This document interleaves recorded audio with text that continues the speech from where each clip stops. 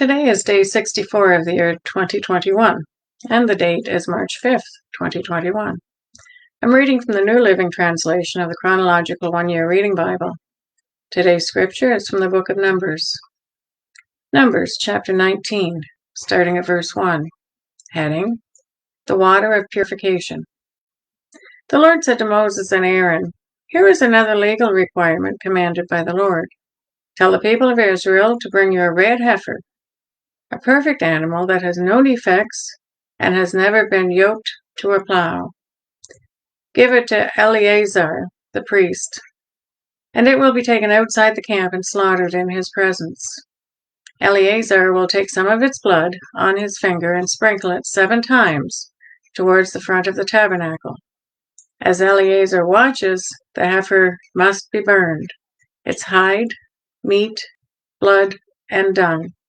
Eleazar the priest must then take a stick of cedar, a hyssop branch, and some scarlet yarn, and throw them into the fire where the heifer is burning. Then the priest must wash his clothes and bathe himself in water. Afterward, he may return to the camp, though he will remain ceremonially unclean until evening. The man who burns the animal must also wash his clothes and bathe himself in water, and he too will remain unclean until evening. Then someone who is ceremonially clean will gather up the ashes of the heifer and deposit them in a purified place outside the camp. They will be kept there for the community of Israel to use in the water for the purification ceremony. This ceremony is performed for the removal of sin. The man who gathers up the ashes of the heifer must also wash his clothes, and he will remain ceremonially unclean until evening. This is a permanent law for the people of Israel and any foreigners who live among them. All those who touch a dead human body will be ceremonially unclean for 7 days.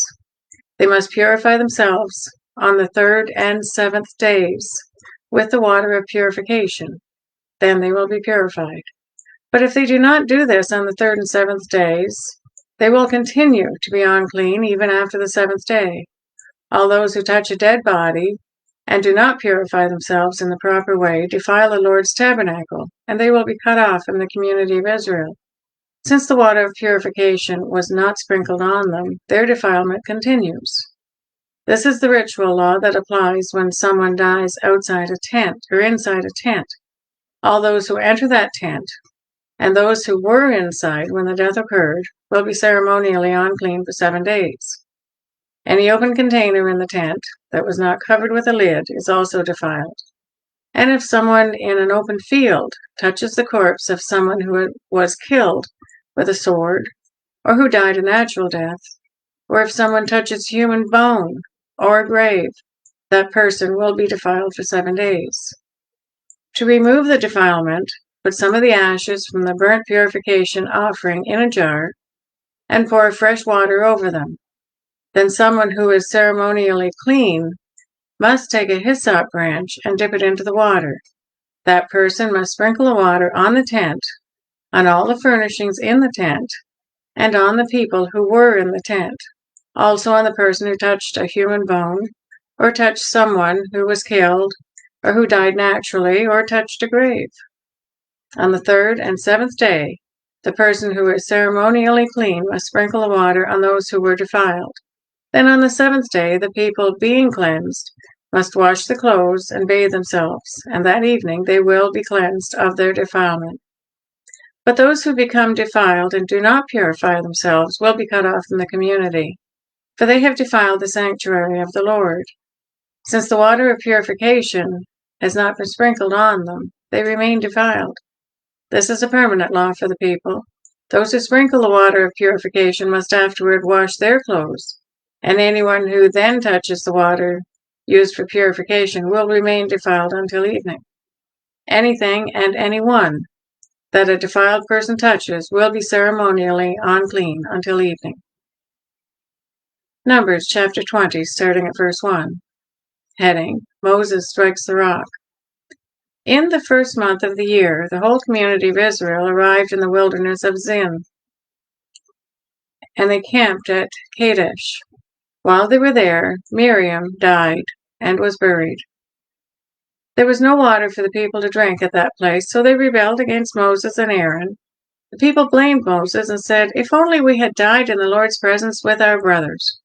Why have you brought the congregation of the Lord's people into this wilderness to die, along with all our livestock? Why did you make us leave Egypt and bring us out to this terrible place? This land has no grain, no figs, no grapes, no pomegranates, and no water to drink." Moses and Aaron turned away from the people and went to the entrance of the tabernacle, where they fell face down on the ground. Then the glorious presence of the Lord appeared to them, and the Lord said to Moses, "You and Aaron must take the staff and assemble the entire community. As the people watch, speak to the rock over there, and it will pour out its water. You will provide enough water from the rock to satisfy the whole community and their livestock." So Moses did as he was told. He took the staff from the place where it was kept before the Lord. Then he and Aaron summoned the people to come and gather at the rock. "Listen, you rebels," he shouted. "Must we bring you water from this rock?" Then Moses raised his hand and struck the rock twice with the staff, and water gushed out. So the entire community and their livestock drank their fill. But the Lord said to Moses and Aaron, "Because you did not trust me enough to demonstrate my holiness to the people of Israel, you will not lead them into the land I'm giving them." This place was known as the water of Meribah, which means arguing, because there the people of Israel argued with the Lord, and there he demonstrated his holiness among them. Heading: Edom refuses Israel passage. While Moses was at Kadesh, he sent ambassadors to the king of Edom with this message: "This is what your relatives, the people of Israel, say. You know all the hardships we have been through. Our ancestors went down to Egypt, and we lived there a long time. And we and our ancestors were brutally mistreated by the Egyptians. But when we cried out to the Lord, he heard us and sent an angel who brought us out of Egypt.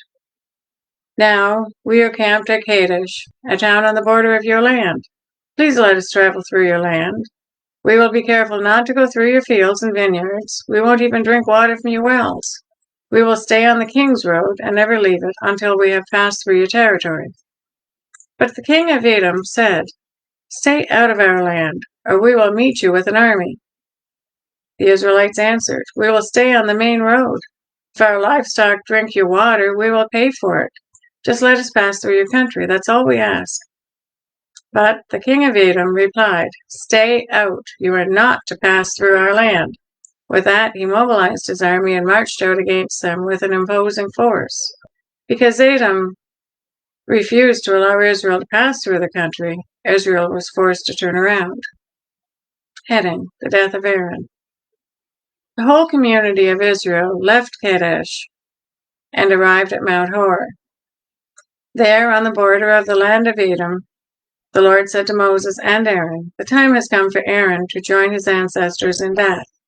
He will not enter the land I am giving to the people of Israel, because the two of you rebelled against my instructions concerning the water at Meribah. Now take Aaron and his son Eleazar up Mount Hor. There you will remove Aaron's priestly garments and put them on Eleazar his son. Aaron will die there and join his ancestors." So Moses did as the Lord commanded. The three of them went up Mount Hor together as the whole community watched.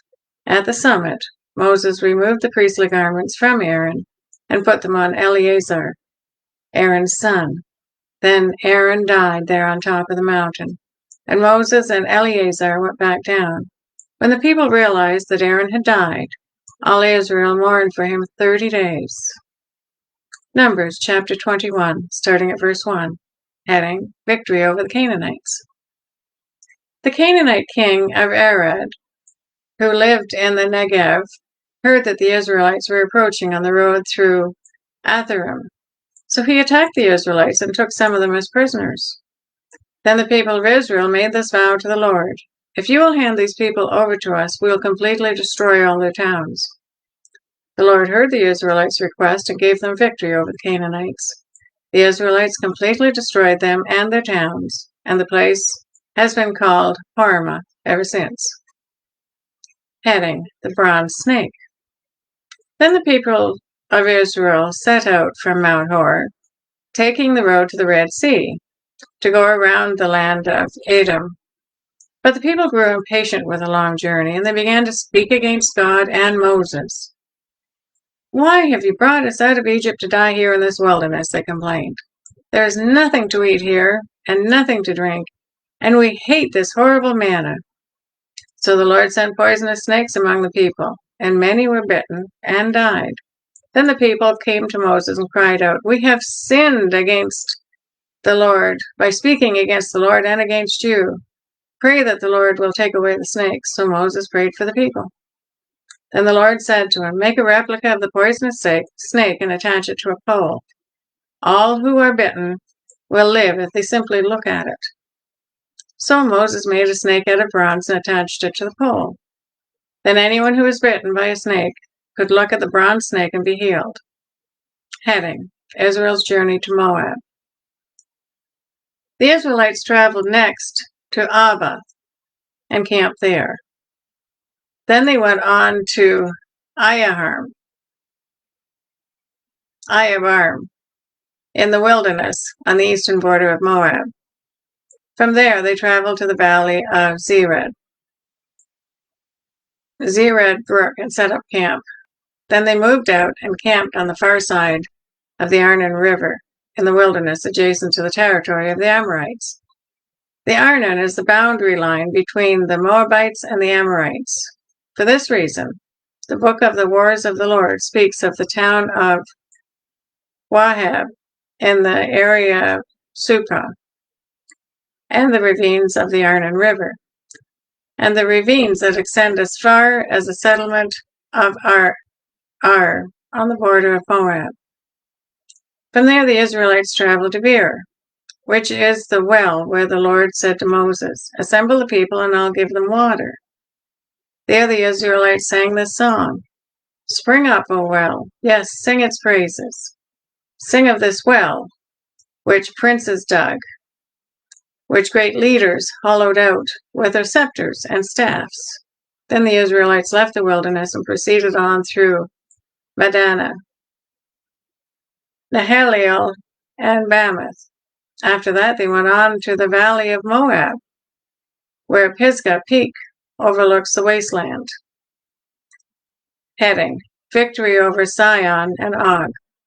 The Israelites sent ambassadors to King Sihon of the Amorites with this message: "Let us travel through your land. We will be careful not to go through your fields and vineyards. We won't even drink water from your wells. We will stay on the king's road until we have passed through your territory." But King Sihon refused to let them cross his territory. Instead, he mobilized his entire army and attacked Israel in the wilderness, engaging them in battle at Jahaz. But the Israelites slaughtered them with their swords and occupied their land from the Ammon River to the Jabbok River.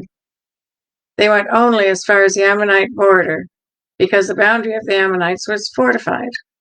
So Israel captured all the towns of the Amorites and settled in them, including the city of Heshbon and its surrounding villages.